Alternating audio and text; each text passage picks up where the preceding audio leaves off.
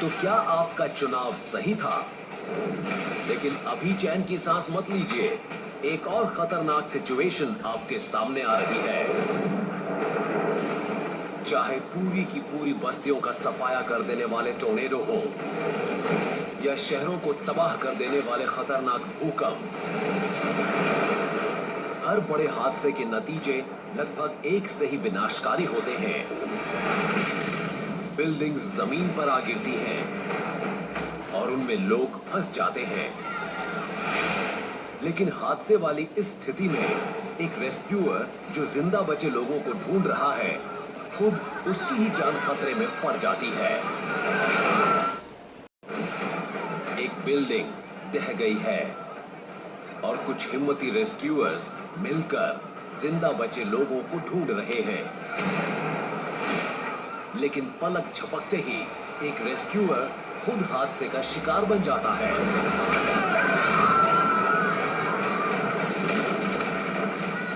उसके पीछे से कंक्रीट और रीबार ढहने लगते हैं और मान लीजिए आप भी इस तबाह हो चुकी बिल्डिंग में फंस जाते हैं। अब आप आगे क्या करते हैं उसी से तय होगा कि आप तब तक जिंदा बचे रहते हैं या नहीं, जब तक कि रेस्क्यूअर्स वहां पहुंचते हैं। अगर आप यहां होते तो क्या करते? ए, आप बिल्डिंग में और अंदर जाने की कोशिश करते। बी, जहां के तहां बने रहते और फौरन चिल्लाते ताकि रेस्क्यूअर्स आपको ढूंढ सके। या सी, मलबे पर दोबारा ऊपर चढ़कर रेस्क्यूअर्स के करीब पहुंचने की कोशिश करते।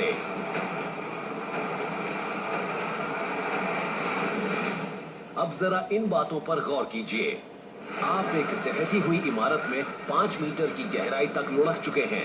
ढीला कंक्रीट आपके ऊपर मौजूद है और किसी भी वक्त ये लड़खड़ाती बिल्डिंग आपको जिंदा ही दफन कर सकती है।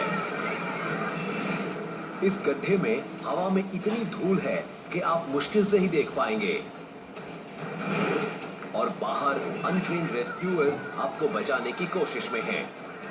ऐसे में आप उम्मीद करेंगे कि वो तेजी से कोई कार्रवाई करें। आपके सिर के ऊपर मौजूद तकरीबन 15 सेंटीमीटर मोटा स्लैब करीब 1600 किलोग्राम वेट का है।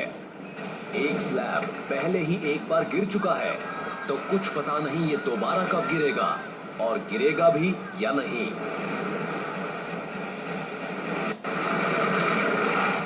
तो अपना फैसला लीजिए। ए,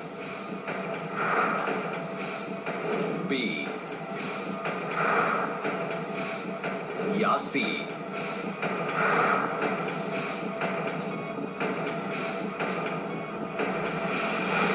तो बताइए आप क्या करेंगे? मदद बेहद नजदीक है, तो आप चिल्लाकर बाहर मौजूद रेस्क्यूअर्स को अपनी लोकेशन बता सकते हैं। लेकिन इससे तो आपकी प्रॉब्लम्स और सीरियस हो जाएंगी।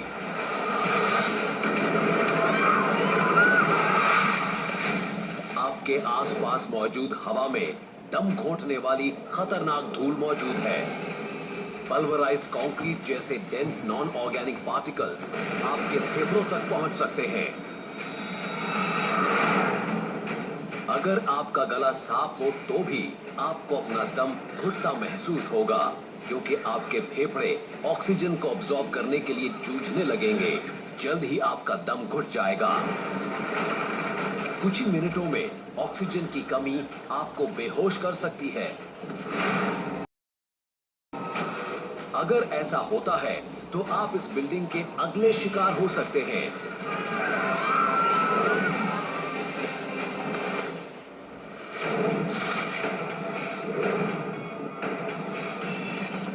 क्योंकि फौरन चिल्लाने से भी बात नहीं बनेगी, इसलिए आपको शायद खुद ही कुछ करना होगा। आपको मलबे पर चढ़कर रेस्क्यूअर्स के करीब पहुंचना होगा। आखिर आप उन्हें खुद को बचाने का बेहतरीन मौका जो देना चाहते हैं। लेकिन आपके आसपास का स्ट्रक्चर पूरी तरह कमजोर हो चुका है। तो ऐसे में अगर आप अस्थिर मलबे पर चढ़ेंगे तो वो फिर से गिरना शुरू कर सकता है।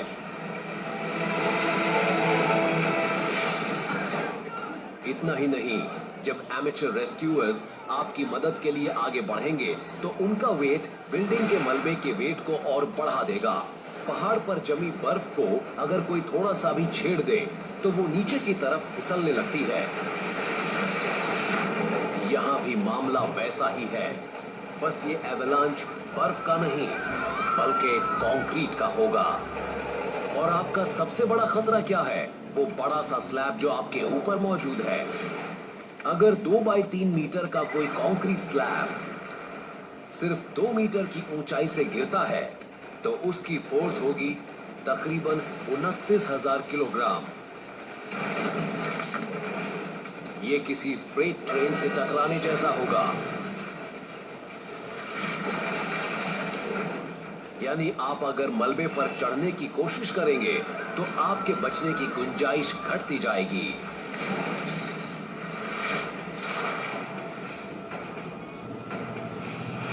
तो आपको करना क्या चाहिए? आपको सुनकर अजीब लग सकता है, लेकिन अगर आप किसी बिल्डिंग के ढहने की सूरत में जिंदा बचना चाहते हैं तो मलबे में और गहराई तक उतरते जाइए। लेकिन आपको यह काम काफी अक्लमंदी से करना होगा। सबसे पहली बात, आप घबराएं नहीं।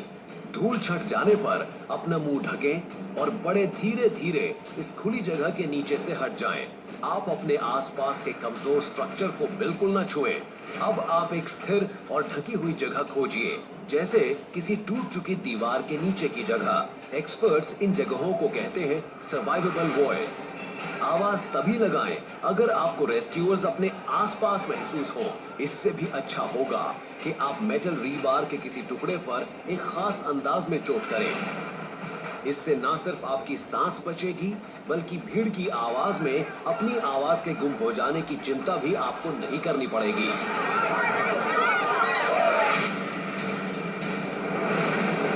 ढह चुकी इमारतों में 4 दिनों तक भी लोगों को जिंदा बचते देखा गया है। इतने समय में यकीनन इमरजेंसी वर्कर्स आपको वहां से निकाल ही लेंगे। तो बिल्डिंग में किसी सेफ जगह तक पहुंच जाइए। अगर आप जिंदा रहना चाहते हैं तो ऐसा ही कीजिए।